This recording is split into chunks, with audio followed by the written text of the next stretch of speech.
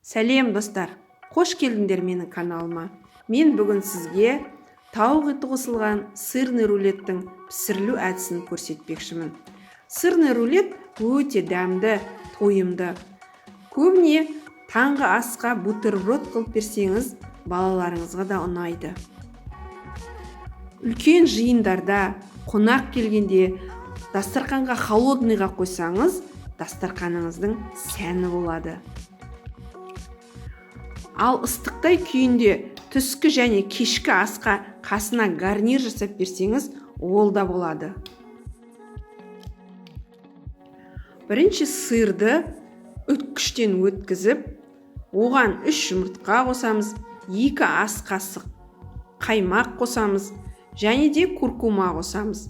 Тұзды қоспасаңыз да болады, себебі сырдың өзінің тұзы бар. Ал куркуманы болса, тек түс үшін ғана қосамыз. Барлығын араластырып, бір масса жасаймыз.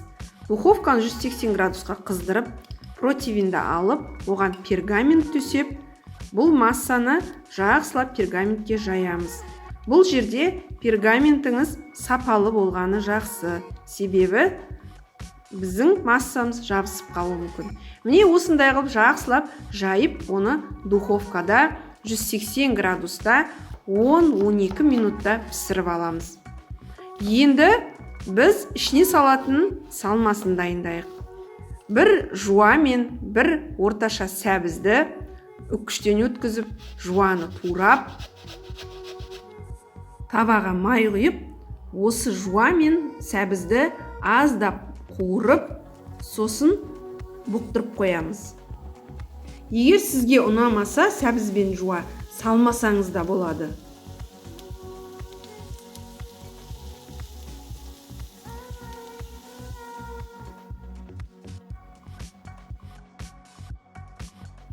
Тауықтың төс етін алып, оны бөлшектеп, блендерден өткіземіз. Барлық ингредиенттер описаниеде жазылған. Егерде тойдан кейін, жиыннан кейін піскен ет, болмаса тауықтың еті қалып жатырса, оны да кәдімгі ұсақтап турап, осындай рулет жасасаңыз жақсы желінеді. Міне фарштың үстіне сәбізімізді саламыз.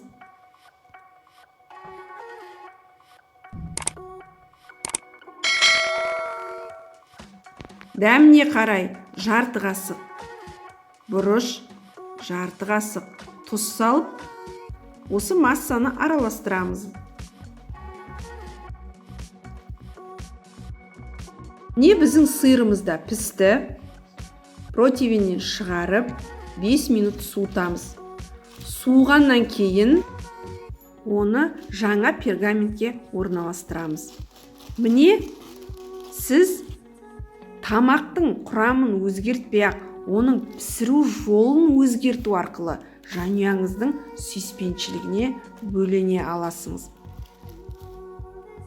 Міне сырдың үстіне фаршымызды жақсылап бір келкі қылып жаямыз. Бұл тамақ диеталық тамақ десек те болады. Себебі біз ештеңені қуырған жоқпыз. Тауықтың еті өзі жеңіл тамақ. Жасалу жолы қиын сияқты болып көрініп тұрғанмен, жасап көріңіз, оп-оңай. Бір жарты сағаттың ішінде міне кешкі асыңыз дайын болады.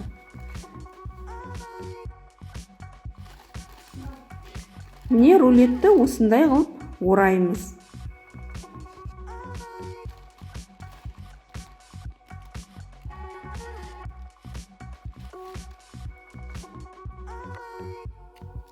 Рулетті орап алып, оны противинге салып, 180 градуста 15 минутта рулетті пісіріп аламыз. Міне біздің рулетіміз пісті. Есі өте керемет. Қазір міне кесіп көрсетемін. Кескенде де, ыстық күйінде де өзінің формасын жоғалтпайды. Қазақша контентті қолдап, маған лайк басып, қоңыраушаны басып қойыңыздар. Қоңыраушаны бассаңыз, ең бірінші болып видеоны сіз көресіңіз. Не дәмін көремін? Дәмі деген енді өте керемет. Тым тәтті болған. Мен ұсынған рецептпен пісіріп, жанұяңызды қуантыңыз.